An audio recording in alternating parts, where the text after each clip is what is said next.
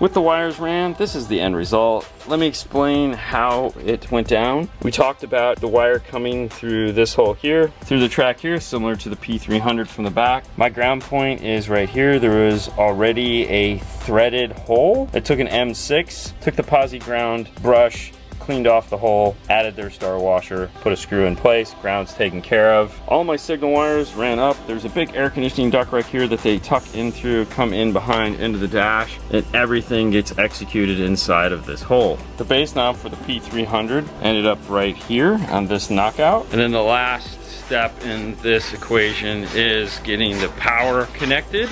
Let's take a look at Fernando's fancy fuse holder.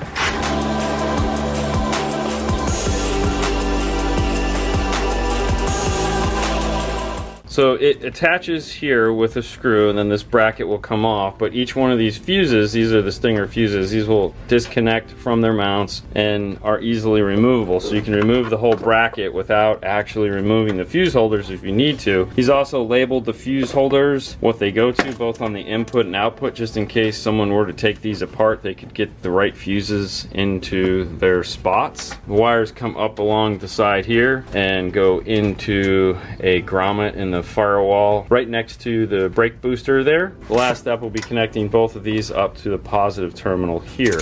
And it's that time to get the radio installed into the dash. I like to start with my loosest cables first, so the longest ones start out. And also, while you're putting it in, try not to get wires all tangled up. A bloody mess. Earlier, when we took the dash apart, we talked about how sometimes we remove the loom that's on here and separate the harness and retape it. I ended up doing that mainly because the antenna wire is up in that, and it makes it very hard to plug into the radio if it's in that bundle. Now those wonderful clips will pop off, so this is like a one-shot deal. That means I am not going to snap this into place yet. I want to turn it on and do some checking first. Make sure everything is doing what it's supposed to do. Make sure you take the time and go through the setup page. It's very important. It'll save you time in the end. CarPlay comes up, means our USB is working. Checks the steering wheel controls. What's the weather like today? Expect some clear skies today. Daytime temperatures will hover We have around volume. 2 degrees, with overnight lows around. Play some pink noise. We can hear the subwoofer playing in the background. Turn the subwoofer volume down. Alright, that turns down. Menu, audio. We have a mid bass. Yep.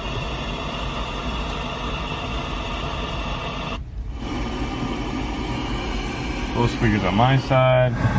4 is working. 3 is working. Good center.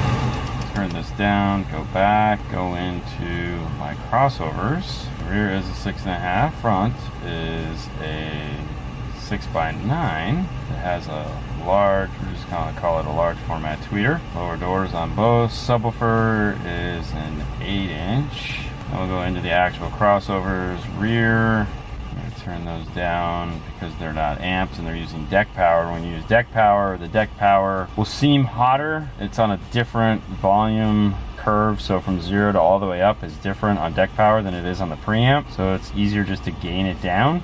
If we need more gain, we can always come back. Fronts, turn on their crossover. Everything looks good there. Subwoofer, it has a crossover in the box, but we'll just leave it at 80 Hertz. EQ right now is set to flat. Sound effects are all turned off. Knowing that everything is where it's supposed to be, the next test we want to do is polarity. So we'll grab our PT9A Plus that we get from Mobile Solutions, and we will play some polarity pops. The track we use, Sheffield Labs My Disc Polarity Pulse. Sounds a little something like this.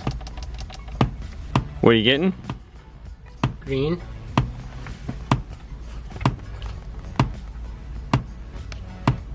Green.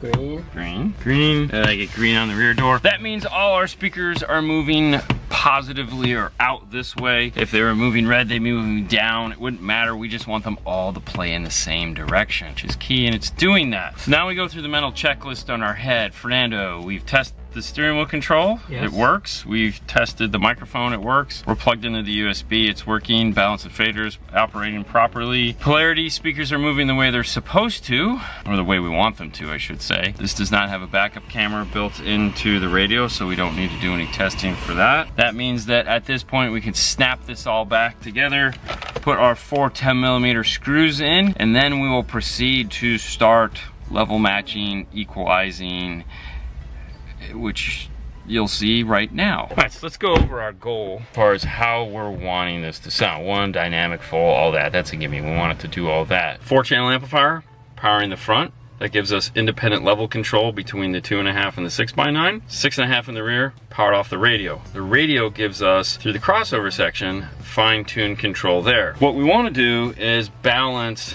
the top of the dash between the mid-bass first, and then we bring in the rear. To do that, I have Fernando sit in the front seat. I figure out my crossover points and my gains, because they're back here, and he sits here and lets me know if the blending is working. If you use a distortion detector and you're maxing out the input level control on the amplifier, which is more than likely what you're gonna do, that is telling you how loud you can play it. You're not gonna wanna play the 2.5s and the 6x9s at the same level. You're gonna wanna bring those 2.5s down so that they blend with the bigger driver. Once you've done that, now I'll hop into the passenger seat and went to the crossover page and started to bring up my rear until he could just barely hear the rear. And that gives us what we're looking for as far as level matching goes. So that's how that was done. We've already done that. Next is just to do an overall EQ and kind of see if our level matching is working well with our EQ. Right now everything is pretty balanced, but it's flat. We want to take care of any problems that are in here, or just see if we can make it sound a little better. To do that, I have my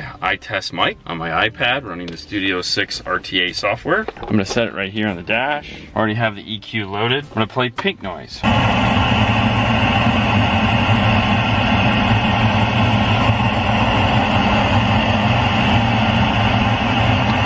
So I'm gonna start talking, it's gonna change some, but as you saw before that, that was just staying put, which is what we want while we're trying to adjust the EQ. If it's active like this, it makes it very hard to figure out what is the noise and where is it coming from.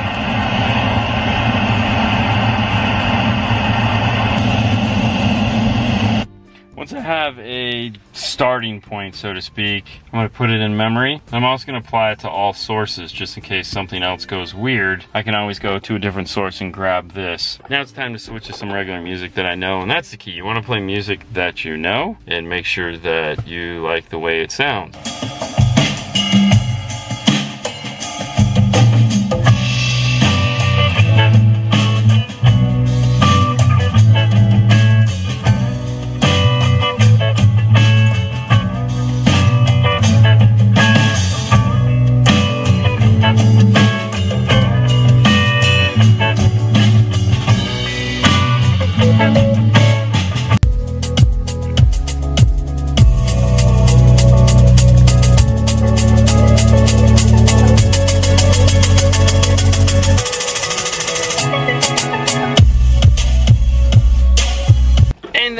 Have it.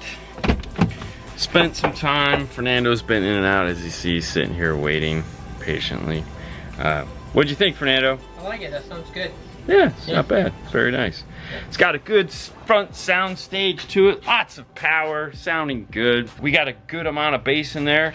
In that box, your favorite, by the way, the little 8-inch amplified. I love that box. Yes. That's pretty cool. And it fit in there so snug. I mean, look at it. How adorable is it? Oh, it's so adorable. As they say, I love it when a plan comes together. This plan came together. Mr. Hannibal. Yep. Yeah, the good Hannibal. I don't know. I guess it's just all a matter of perspective. Right. Anyways, we hope he enjoys it as much as we enjoyed putting it in for him. And with that, we're going to end it here. We hope you guys enjoyed it. Fernando. On to the next one, guys. You guys have a great night as always. We'll see you later next time. Bye. Bye. So long. Farewell. Get out of here. We got to put the floor mats back in and deliver it. Exactly. And then work on something else. Yay.